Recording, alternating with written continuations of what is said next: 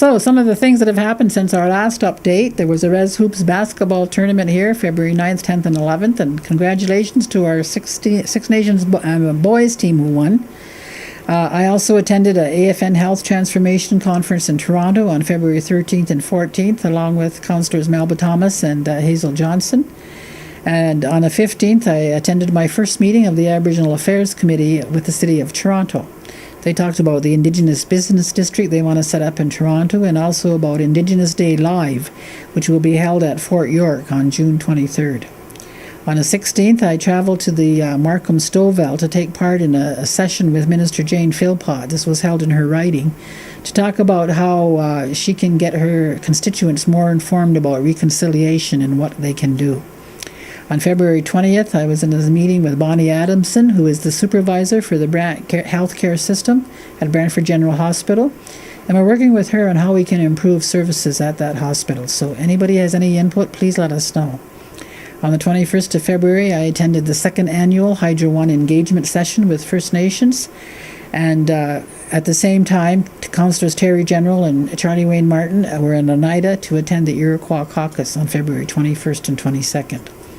On the 22nd and 23rd, I was in Ottawa to attend an Indigenous Women's Leadership Forum that was hosted by the Ministry of Indigenous Relations and Reconciliation.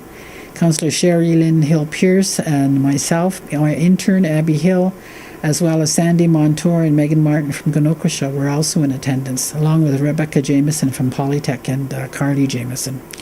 On the 24th, we had our by-election for a District 5 councillor.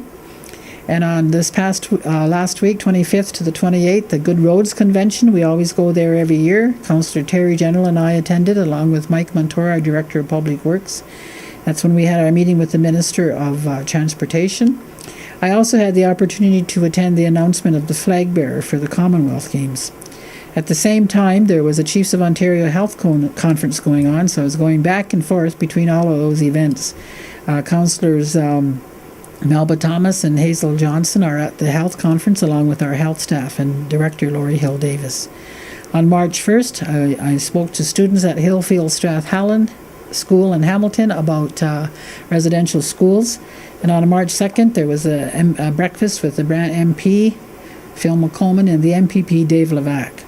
And on March 2nd, the Chiefs of Ontario Political Confederacy also had a conference call with Minister Carolyn Bennett, the Minister of Crown First Nations Relations, to talk about the new framework that was announced by the Prime Minister with respect to the recognition of rights.